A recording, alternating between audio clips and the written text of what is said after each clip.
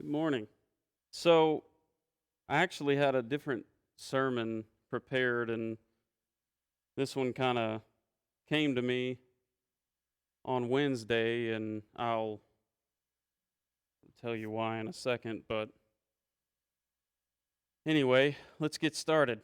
So, have you ever felt like you can't hear God?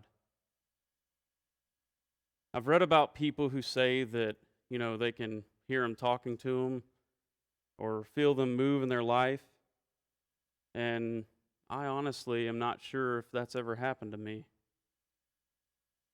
But these past few weeks, I've almost convinced myself that maybe I'm not saved because of that. And I've been so much in my head just questioning everything, and um, I'm sure Satan had something to do with that. And don't get me wrong, I can look back in my past and I can see where God's moved in my life, and I can see where He's divinely brought me from point A to point B, but to feel Him here and now, for me, I feel like that's pretty rare. And so rare that when it does happen, I'm not really sure it's Him. And I know that His Word is living, and I understand that He speaks to us through His Word. And but even that sometimes feels like it might not be enough. Wouldn't you want to hear Him speak to you as clear as I'm speaking to you now?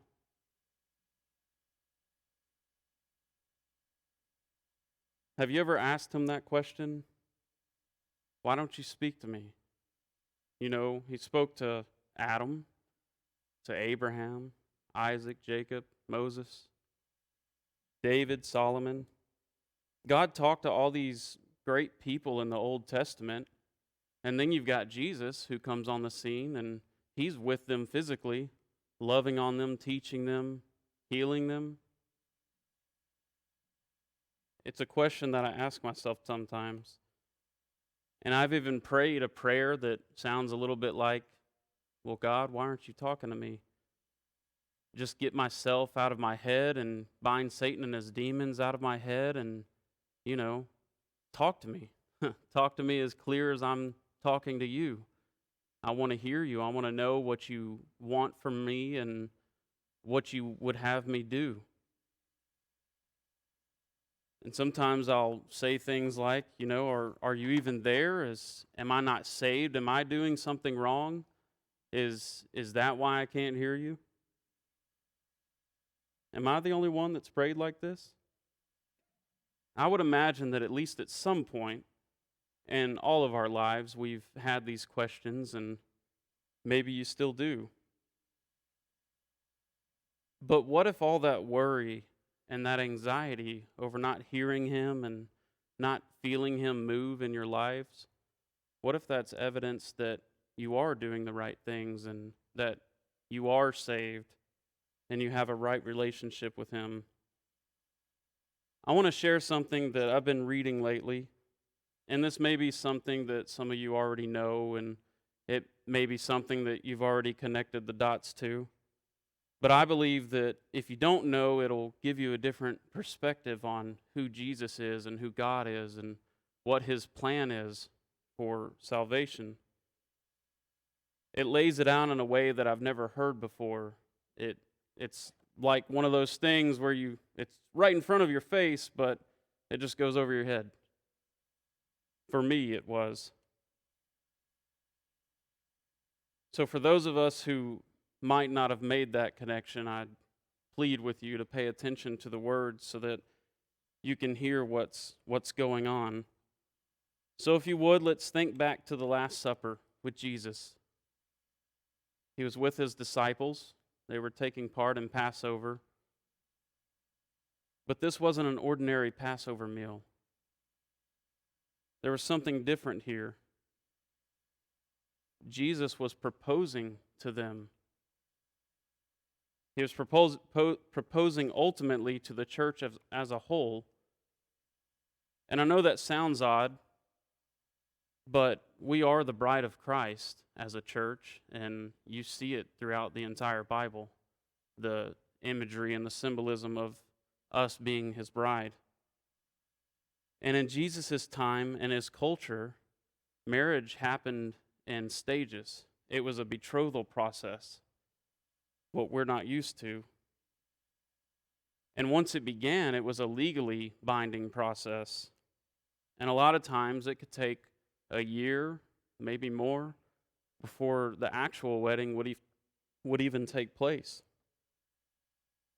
And they wouldn't live together during this time. They wouldn't consummate the marriage yet. But they were bound to each other in a legal agreement.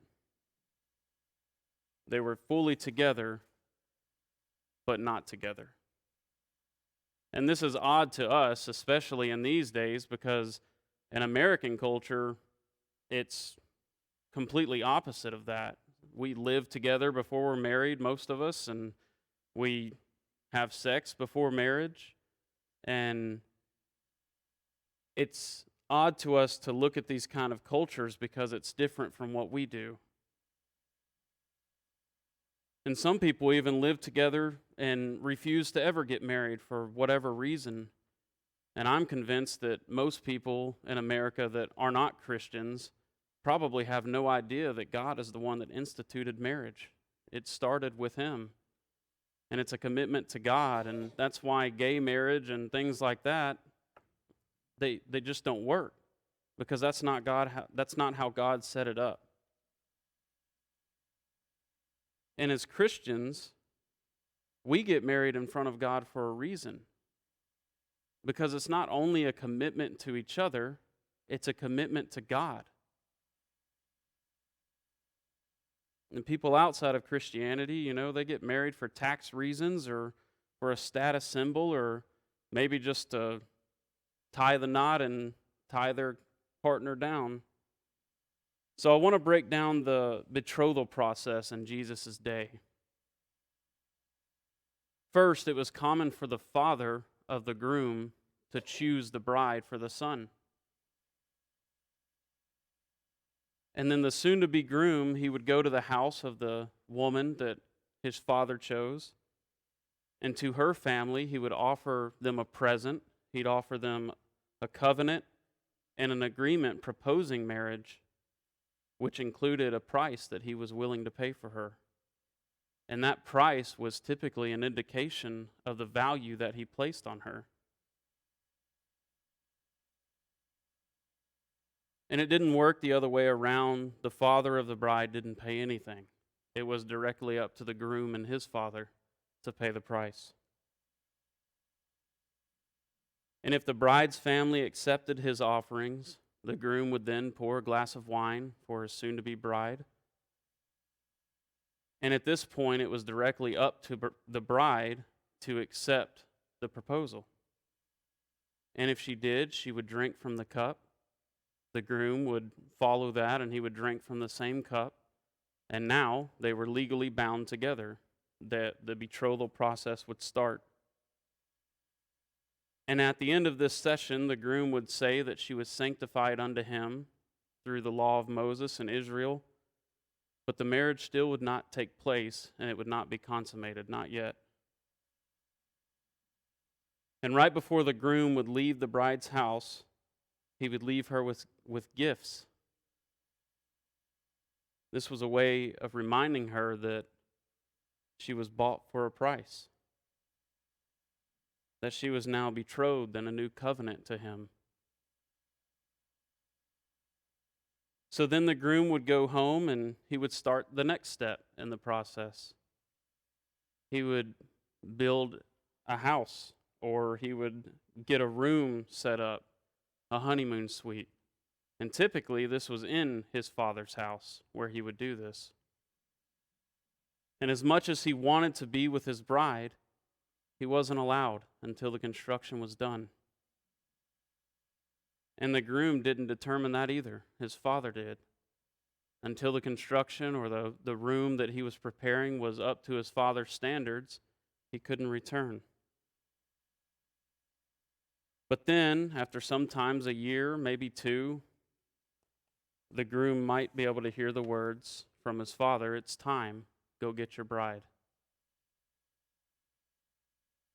During this whole process, the bride would be thinking of him, and She'd be spending her time preparing for the wedding, probably along with her bridesmaids and friends. She'd wear a veil in public to show that she was already taken. But I wonder if sometimes during this waiting period she had doubts. I wonder if she had questions. I'm sure she was fully committed to him, but I'm sure she also had those doubts and questions. What if she didn't make the right choice to accept this man? What about all the other fish in the sea, the other options? Did she even feel anything for him? Maybe it had been a year or 2 years, and she hasn't even seen him because back then the traveling was a lot further. They didn't have cars. Was it ever going to happen at all? And maybe she thought that maybe it's not even real, and maybe she dreamt all of this. But finally, the waiting was over, and the groom's father would tell him that it's time to go get his bride. And they would make their way to the bride's house. The bride would have an idea that he's coming soon, but she wouldn't know the day or the hour.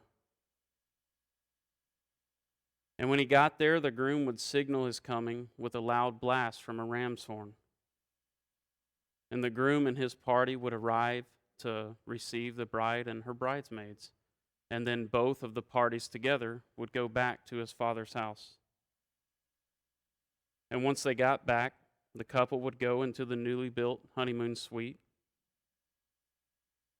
And after the groom let his groomsmen know that the marriage had been consummated, a week-long party would begin. Lots of food, dancing, a huge celebration. And finally, it would finish with a massive feast featuring the two stars of the show, the groom and his bride. The wedding feast. Now the couple would be together forever, and all the waiting was over. Does any of this sound familiar? On the night that Jesus was betrayed, when he was with his followers, he knew that was the last time they would be together for the Passover. He gave thanks for the food. He told them that the bread was his body and the wine was his blood. He was offering a price for them. And this price, just like the groom, was a reflection of the value that he placed on them and on us, his life.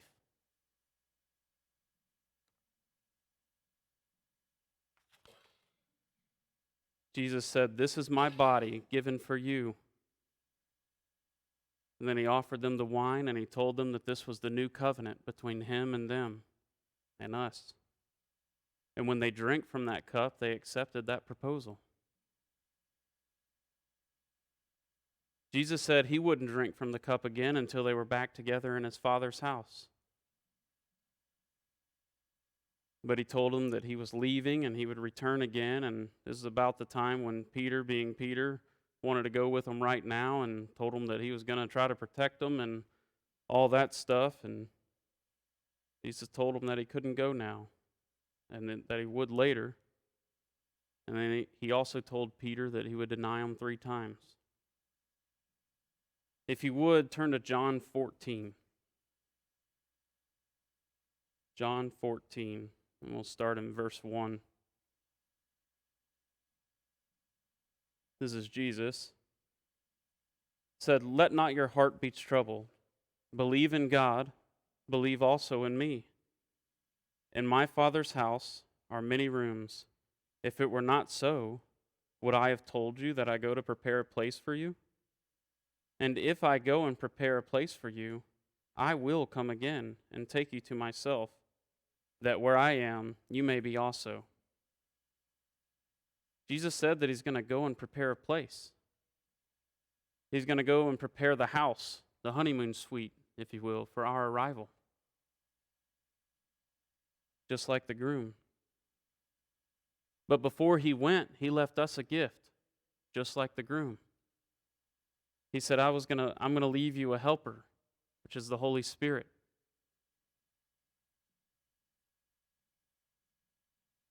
And he also told us that he would leave us with his peace, the peace of knowing that he will return one day.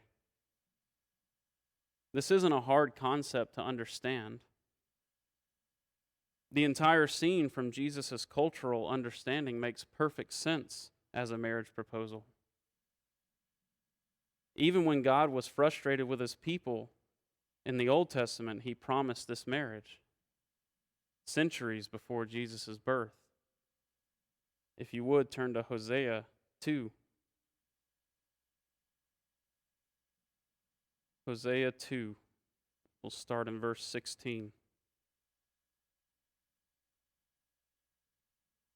And in that day, declares the Lord, you will call me my husband, and no longer will you call me my Baal. For I will remove the names of the Baals from their mouth, and they shall be remembered by name no more.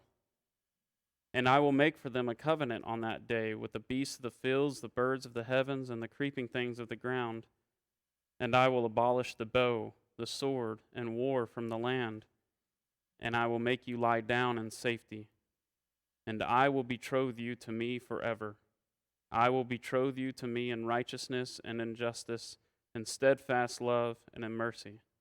I will betroth you to me in faithfulness, and you shall know the Lord. John the Baptist understood this. If you would, let's turn to John 3. John 3, down in verse 28.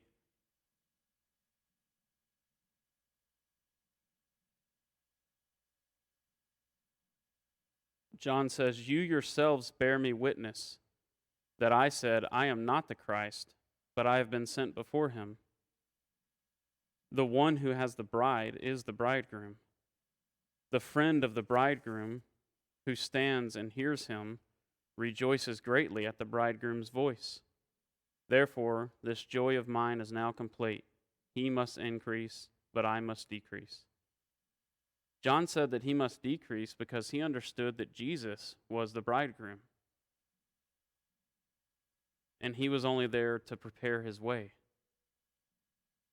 And Paul understood this. If you would, turn to Ephesians. Ephesians 3, down in verse 31. Paul says, therefore a man shall leave his father and mother and hold fast to his wife, and the two shall become one flesh.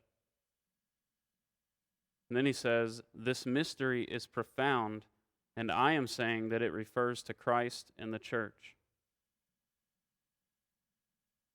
So here we are. If you've accepted the marriage proposal, you're waiting. We're all waiting for our groom to come take us home. And some people may be completely satisfied in that waiting process and their relationship with Jesus, and some people may be able to hear him and feel him like others desire to, and that's great. But then there's those of us like that might feel like there's something missing. They might feel like we can't hear him or feel him, and we believe he's real, we know he's real, but we have doubts and questions, just like the bride did. And sometimes we may not feel anything towards him at all. And because of how unfaithful we can be in that waiting period, we question if he even loves us or if we're even saved. If you're one of those people, like me, that feel like something might be missing in your life or feel like God doesn't talk to you, you're justified. The yearning you feel is a good thing. It means that you want a closer relationship, that you're just longing for your groom to call you home. But it also doesn't mean that we just need to slack off and not try anymore. Because Jesus says to keep gathering and keep telling people about him, to keep living as him. And Paul says to fight the good fight, finish well. Don't be sad that you don't hear God or feel him move all the time. And, James does tell us that if we draw close to God, he'll draw close to us. So maybe it's not necessarily you not hearing him. Maybe the problem is we're not drawing close to him. And maybe that's why. And it's easy to feel left out when we read about all the prophets and disciples who were able to get this close relationship. It's easy to get discouraged, like maybe we aren't doing the right things, or maybe that's why we can't feel him or see him or hear him. But keep in mind that most of those situations we read about in the Bible were for a purpose.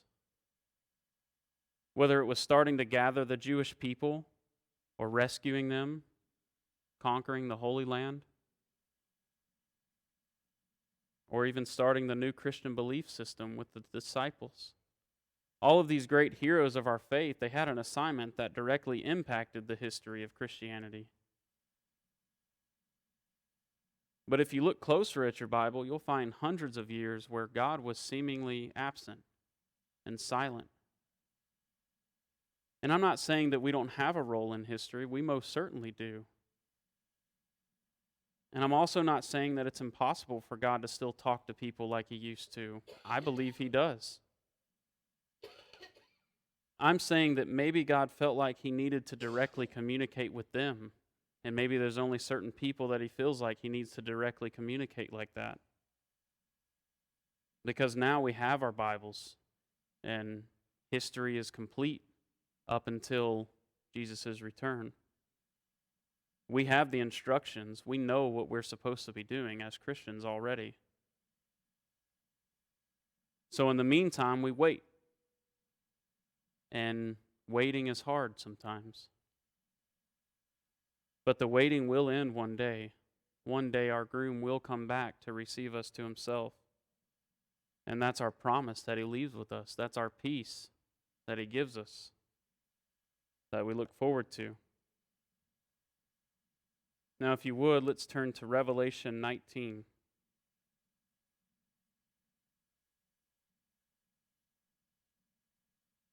Revelation 19, down in verse 6. Then I heard what seemed to be the voice of a great multitude, like the roar of many waters, and like the sound of mighty peals of thunder,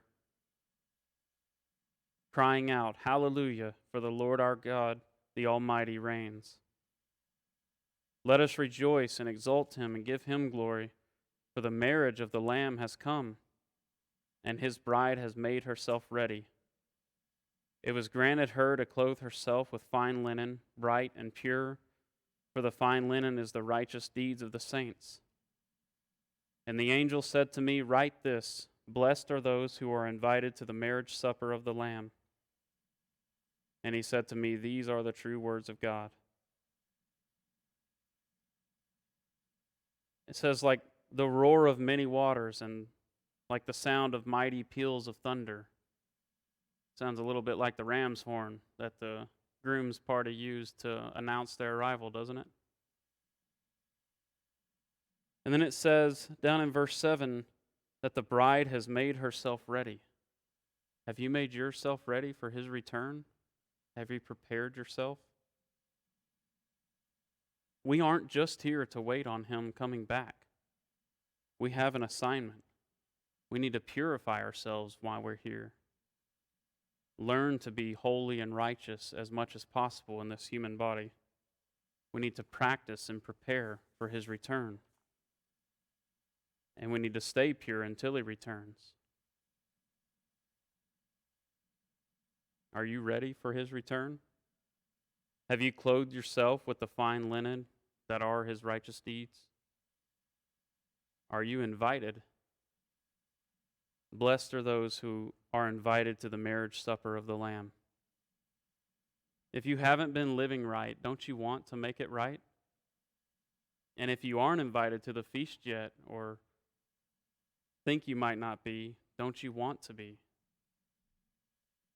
If you need prayer, please come on this side of the altar and I'll be happy to pray with you. And if you want to pray for yourself, by yourself, then go on the other one. Thou art the potter,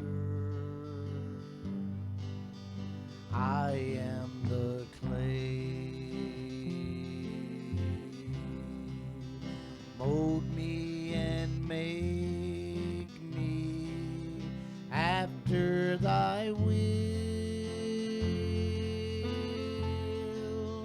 while I am waiting, yielded and still.